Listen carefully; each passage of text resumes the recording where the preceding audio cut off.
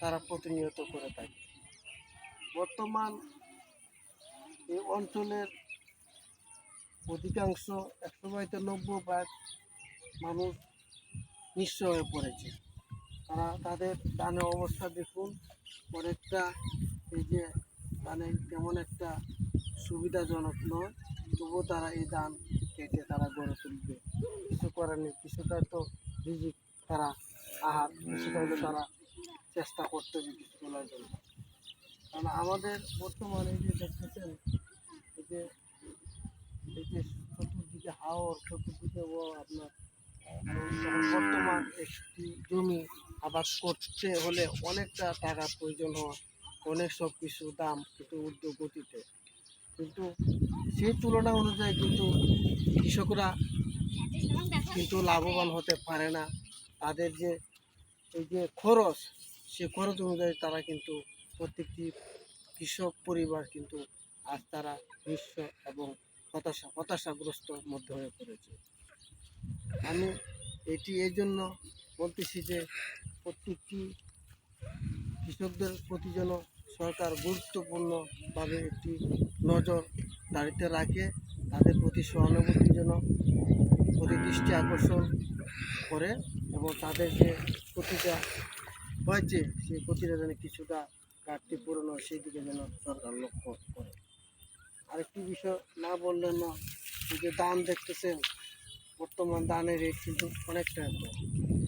এই রেটে অনুযায়ী তাদের খরচ আর ধানের রেট অনুযায়ী তারা কিন্তু আজ যে ঠিক যে তারা এই প্রতি যে খুশিবে এখন তো আল্লাহ ছাড়া কেউ বলতে পারবে না।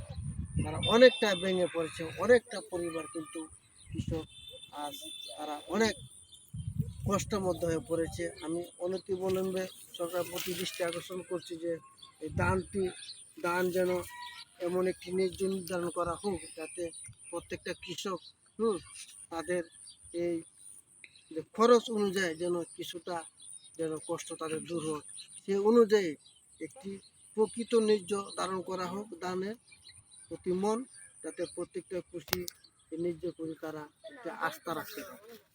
এই জন্য আমি এই ভিডিওটা করতেছি আপনাদের প্রতি, এবং ভিডিওটা বেশি বেশি করে শেয়ার দিবেন, মানে এমনভাবে নির্ধারণ করা হোক যাতে প্রত্যেকটি পরিবার তারা হাসি খুশিতে সবসময় যেন নিজেকে ধরে রাখতে পারে এবং সব কিছু তারা খরচটা যেন বহন করে, খরচ চাহিদা করার পরে যেন নিজের প্রতিটা যেমন একটু এগিয়ে নিতে পারে সেই প্রত্যাশা করি সরকারের প্রতি। এবং বর্তমান দেখলাম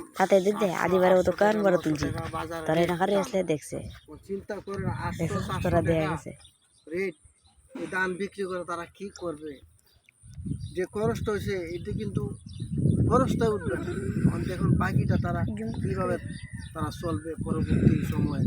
তারা অনেকটা কিছু আজ কিন্তু অসহায়। এই জন্য বলতেছি এমন নির্ধারণ করে দেওয়া হোক, সরকারের প্রতি আমি জোর দাবি জানাচ্ছি যাতে প্রত্যেকটা পরিবার, প্রত্যেকটা কৃষক যেন প্রতি তারা উঠিয়ে যেন কিছু সুন্দর ভবিষ্যৎ গড়ার জন্য পরিকল্পনা করতে পারে, সেই আশা ব্যক্ত করে আমি আমার বক্তব্য শেষ করছি। সবাই ভালো থাকবেন। আসসালামু আলাইকুম ওয়া রাহমাতুল্লাহ।